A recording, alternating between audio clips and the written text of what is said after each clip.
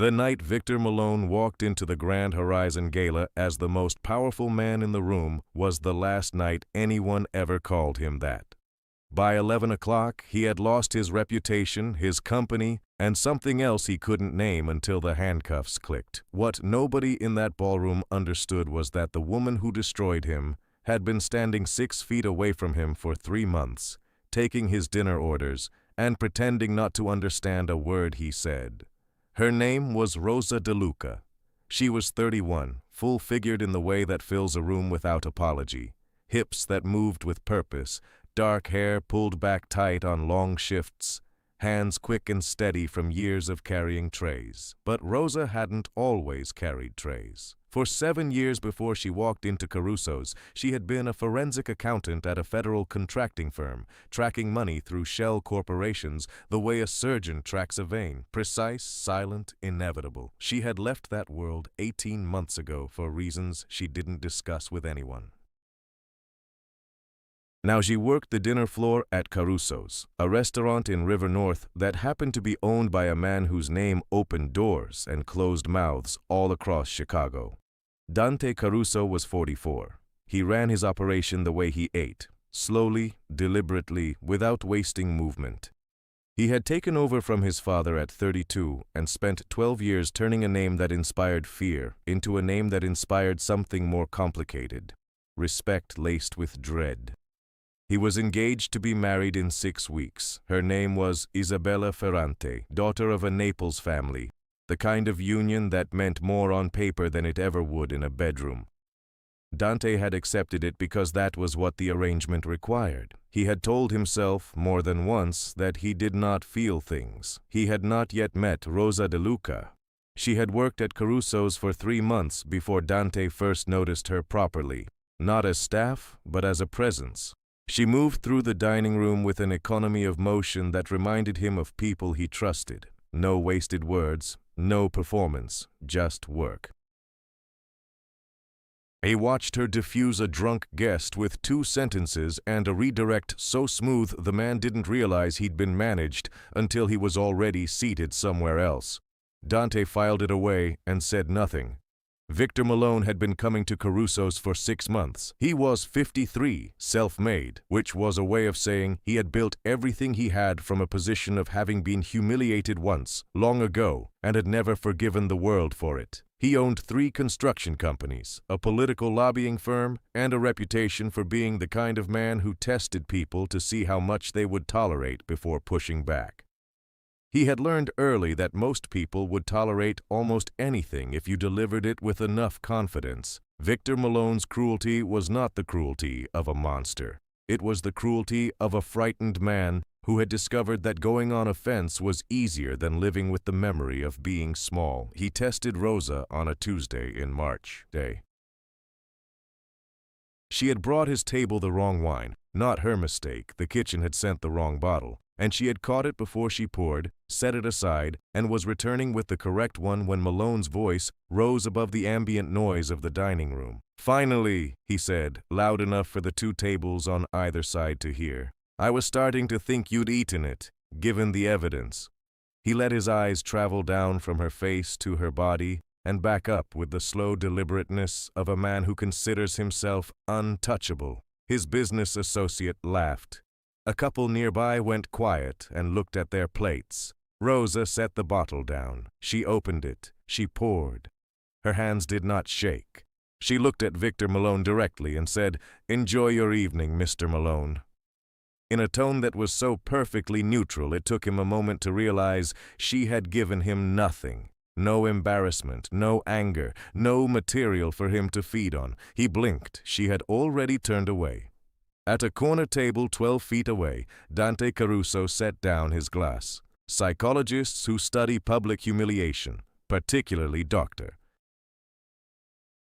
Ristin Neff, whose research at the University of Texas examines self-compassion under social threat, have found that the most devastating response to contempt is not visible distress, but internal recalibration.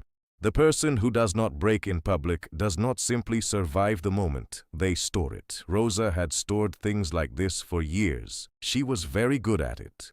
What Malone hadn't noticed, and what Dante was beginning to understand, was that Rosa had been running a quiet inventory since her first week at Caruso's, not of tables and wine lists, of conversations, of names dropped at dinner, of the particular way certain men in expensive suits said certain things to each other when they believed the staff were furniture. She had a forensic accountant's memory, which is to say, nearly total, entirely organized, and ruthlessly patient. Nobody at Caruso's knew what Rosa had been doing for 3 months. That was exactly the point. Dante did not approach her that night. He did not confront Malone. He sat with what he had witnessed and turned it over in his mind the way he turned over every piece of information that felt important, without rushing it, without deciding what it meant before it was ready to mean something. What he did do was begin to watch more carefully. He noticed the small notebook Rosa kept in her apron pocket that she never opened in front of guests. He noticed the way she positioned herself in the dining room, always with sightlines to multiple tables, never with her back to the room. He noticed that twice in 1 week she had recommended a specific wine to 2 different tables, men who came in alone and ordered carefully, and both times those men had stayed an hour longer than they planned and left in better moods than they'd arrived. Small things. But Dante had built his empire on small things. He found a reason to speak to her 3 weeks after the Malone incident.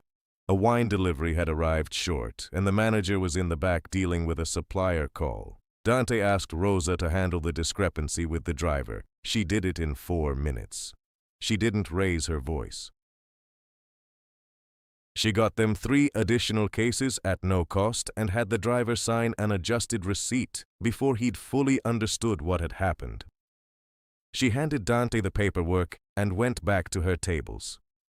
"Where did you learn to do that?" he asked. "Do what?" she said, and kept moving. That was when Dante Caruso first understood he was in trouble.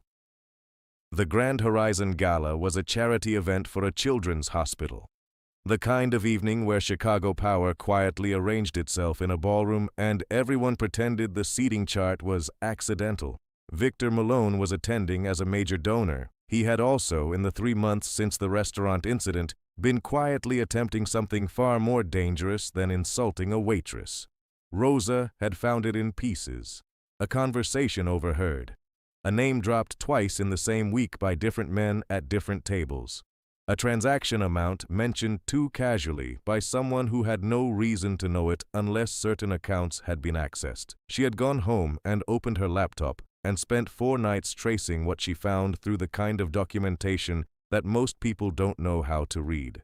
She did.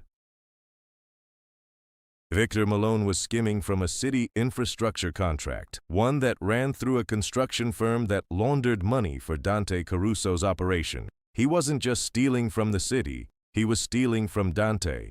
And he had built the structure of it carefully enough that Dante's name was on the paperwork in ways that, if anyone looked, would look like Dante was the architect of the fraud.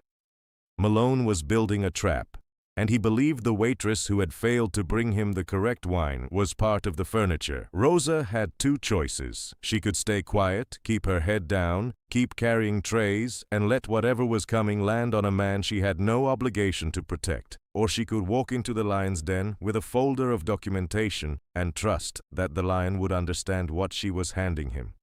She chose the second option. Not because she trusted Dante Caruso, because she had spent 7 years following money, and she knew what happened when a trap like this was allowed to spring.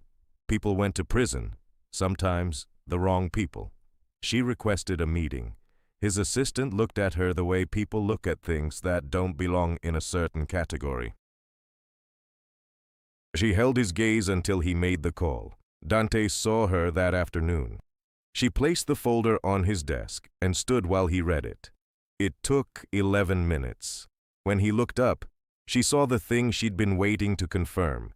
He understood exactly what he was looking at. "How long?" he asked. "I've had enough to be certain for 9 days," she said. "The gala is Friday. If he presents the donation publicly, the accounts get locked and the structure becomes visible. You have a narrow window." "Why are you bringing me this?" Rosa looked at him steadily. Because I built enough of it to know your name is on the wrong line. And because I don't enjoy watching someone use my dining room as a staging ground for a federal frame. Dante studied her for a long moment. You're not what I thought you were. I know, she said. That was the point. He had made exactly one mistake in his assessment of Rosa Deluca. He was now in the process of understanding what it had cost him to take this long to see her clearly. The gala on Friday was everything Victor Malone had planned. A room full of witnesses, a podium, a moment of public triumph. He had the donation prepared, the accounts positioned, the narrative clean. He took the stage at 9:15 with the confidence of a man who has never been caught doing anything because he has always been careful enough. Rosa was in the room, not in her uniform, in a deep burgundy dress, dark hair down, standing near the back with a glass of water and a phone she had been working for 20 minutes. She had sent 2 documents to 3 addresses 45 seconds before Malone reached the podium. One to the Financial Crimes Unit of the FBI field office in Chicago. One to a journalist at the Tribune who covered infrastructure fraud. One to a federal prosecutor she had worked with 7 years ago, who had not forgotten her name. When Malone began to speak, his phone buzzed. Then the phone of the man standing next to him. Then the phone of the event coordinator, who looked at her screen and looked up with an expression that hadn't decided what it was yet. The room shifted in that particular way that rooms shift when something invisible has just changed. Dante appeared at Malone's shoulder as he stepped off the stage, not with noise, not with drama, but with the specific quiet of a man who has already won and is simply completing the paperwork. He spoke 3 sentences. The color left Malone's face in stages, first the confidence, then the composure, then something underneath that looked like the boy from nowhere who had spent 50 years terrified the world would catch him out. John Gottman, who has spent 4 decades studying the dynamics of power and contempt between people, identifies the most complete form of psychological defeat as the moment a person's constructed self, the version they have maintained for others, collapses in the precise company they built it to impress. Victor Malone had spent his entire career being the man who could not be touched. He came apart in a ballroom full of the only people whose opinions had ever mattered to him. Rosa watched from across the room. She did not smile.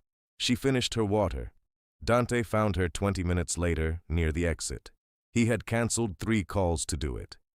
You could have handed this to anyone, he said. A lawyer, the FBI directly. Someone without complications. Yes, she said, but you came to me first. The frame was on your name. I came to the person with the most reason to act. He looked at her for a moment. That's the practical answer. It is, she agreed. Is there another one? Rosa considered him. The stillness he carried, the way he occupied a room without performing it. She had watched him for 3 months. She had made a decision before she walked into his office that afternoon. There might be, she said, if you're interested in finding out. 6 weeks later, the wedding to Isabella Ferrante was cancelled. Dante released a brief statement through his attorney citing a mutual decision. Isabella, who had never been under any illusion about the nature of the arrangement, sent Rosa a handwritten note that said only, "Good luck. He's difficult." Rosa put it in the notebook she kept in her apron pocket and went back to her shift. 3 months after that, she was no longer working the floor at Caruso's. She was working in an office on the 4th floor doing for Dante's operation what she had spent 7 years doing before. Following money, finding patterns, making sure the right names appeared on the right lines. Not as an employee, as a partner. The kind of love that forms between 2 people who have each discovered the other is more dangerous than they first appeared, doesn't announce itself. It doesn't arrive in a gesture or a declaration. It accumulates, slowly, in the space of small revelations. The moment you realize the person across from you has been several steps ahead the whole time. And instead of feeling threatened by it, you feel something settle in your chest that wasn't there before. That is what Rosa and Dante had. Not a rescue, a recognition. Some people will tell you that a man like Dante Caruso doesn't fall in love. That men like him are too guarded, too shaped by a world that rewards coldness. What they miss is that the most guarded people don't fall slowly, they fall completely, once when they finally encounter someone they cannot read. Rosa Deluca was the first person in 12 years that Dante could not see through. That was the beginning of everything. If this story stayed with you, the quiet ones who are always 3 moves ahead, the like button is there and it takes 1 second. And if you want to be here for the next one, which involves a translator, a kidnapping, and a ransom note written in the wrong language, subscribe. That story is worth waiting for.